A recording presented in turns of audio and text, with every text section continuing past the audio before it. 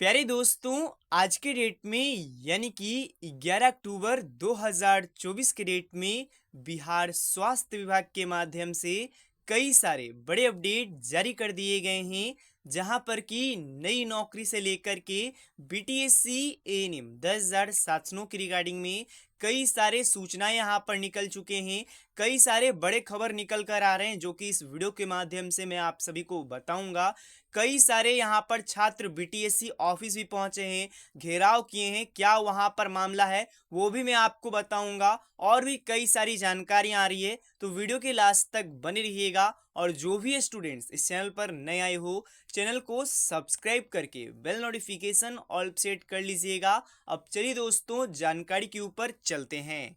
तो सबसे पहले तो केस के रिगार्डिंग में अपडेट दे देना चाहता हूं, उसके बाद मैं आपको कुछ और जानकारियां बताऊंगा।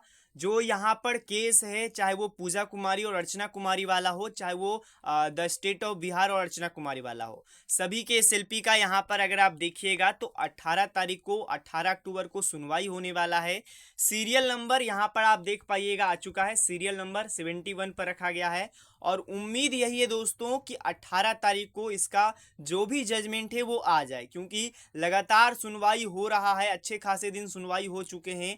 तो इसका जल्द ही आपको फैसला देखने को मिलेगा। और उम्मीद यही है कि यहाँ पर 18 अक्टूबर को फैसला आ जाए।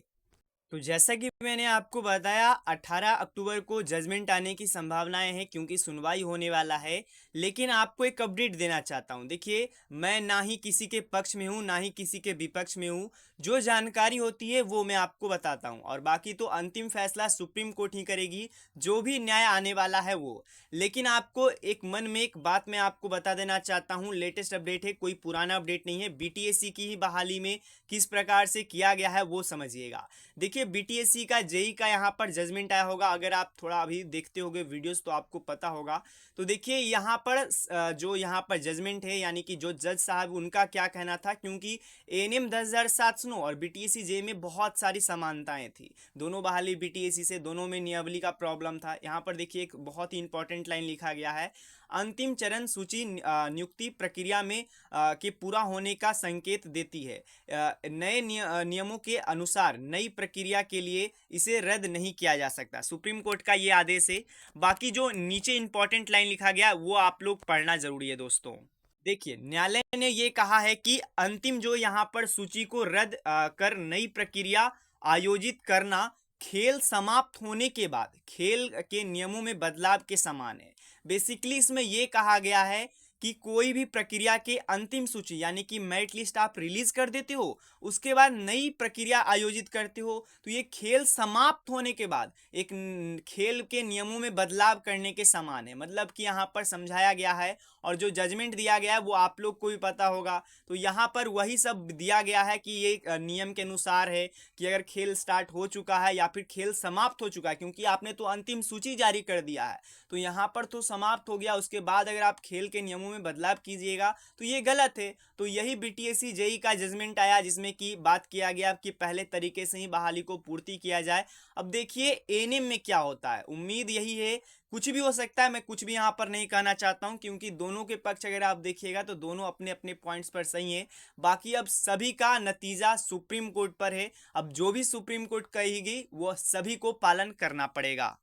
अब इसके बाद अपडेट देने वाला हूं एक नई बहाली को लेकर के। टीएमसी के माध्यम से वैकेंसी है, मुजफ्फरपुर के माध्यम से आई है, वॉक इंटरव्यू डायरेक्ट बहाली है, जिसमें कि नर्स के लिए 11 वैकेंसी जारी किए गए हैं।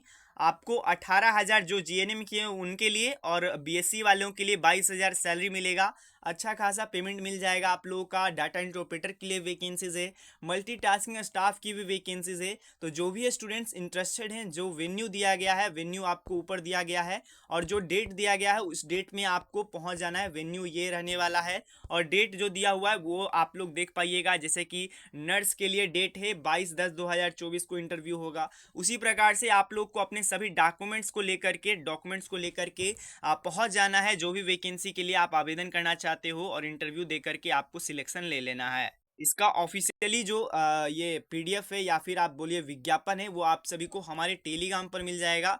तो लिंक डिस्क्रिप्शन बॉक्स में है, टेलीग्राम ज्वाइन कर लीजिएगा, या फिर व्हाट्सएप ग्रुप पर भी आप लोग ज्वाइन हो जाएगा, सभी का लिंक डिस्क्रिप्शन बॉक्स में मिल जाएगा। छोटे मोटे अपडेट्स आते हैं तो वहाँ पर भी आपको साझा कर दिए जाते हैं। इसके बाद दोस्तों एक और अपडेट मैं आप सभी को देना चाहता हूं। पटना में रिजल्ट को लेकर के अभ्यर्थियों का प्रदर्शन रहा। बीटीएससी ऑफिस के आगे यहां पर आप लोग देख सकते हो, रिजल्ट को मांग को लेकर के ये प्रदर्शन चल रहा है।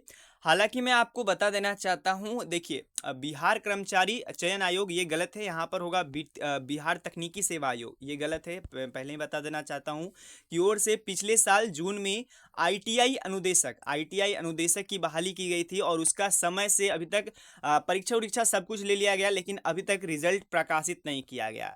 तो उसी के लिए बीटीएससी बिहार तकनीकी सेवा आयोग के बाहर विरोध प्रदर्शन किया जा रहा है, जहां पर कि जो भी स्टूडेंट्स आवेदन किए हैं, जिनका रिजल्ट जारी हुआ है, उन सब मतलब जो भी यहाँ पर एग्जामिनेशंस दिए हैं, उन लोग वो लोग हैं जो कि रिजल्ट के लिए वेट कर रहे हैं, और उसी के लिए यहाँ पर प्रदर्शन कर रहे हैं।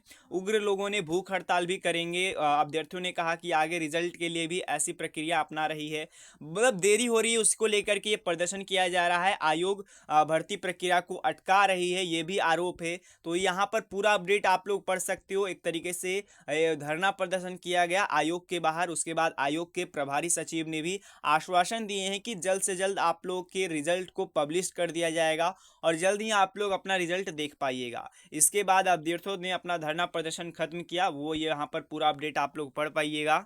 और लास्ट में एक इम्पॉर्टेंट अपडेट देना चाहता हूँ। अभी के समय में एक बहुत ही बड़ा धांधली चल रहा है। जो भी ड्रेसर के स्टूडेंट्स है, जो भी नर्सिंग से स्टूडेंट्स है, जो भी यहाँ पर आपका ये मेडिकल के स्टूडेंट्स है, सभी ध्यान से समझ लीजिए। देखिए ऑनलाइन के तरीके से आप लोगों से एक तरीके से धांधली हो रही है, आपसे घूस लिया जा रहा है, जिसमें कि आपको बताया जाएगा कि आप 15,000 16,000 दे दीजिए, हम आपको ड्रेसर का कोर्स, एएनएम का कोर्स, या फिर जो भी जीएनएम का कोर्स करवा देंगे। और उसमें आपको केवल और केवल धांधली हो रही है, जिसमें कि कई सारे स्टूडेंट्स फंसे हैं। जिसमें कि आप बेसिकली देखिएगा तो एक विज्ञापन दिया जाता है, जिसमें कि 13,000 से 15,000 रुपये का मांग किया जाता है, और उसमें बताया जाता है कि आपको कोई संस्था से, यानी कि संस्था यानी कि कॉलेजेस से, संस्थान से हम लोग आपको मेडिकल ड्रेसर बना देंगे, डीएमएलटी कोर्स करवा देंगे। और ये केवल और केवल झांसा रहता है, पैसे का ठगी रहता है। तो इन सभी चीज़ों से आपको बचना है। बाकी आज के इस वीडियो के माध्यम से यही कुछ जानकारी देना था। जैसे ही कोई नया अपडेट आता है, कोई भी जानकारी आती है, मैं आप सभी को बता दूंगा। धन्यवाद। वीडियो देखने के लिए मिलते हैं।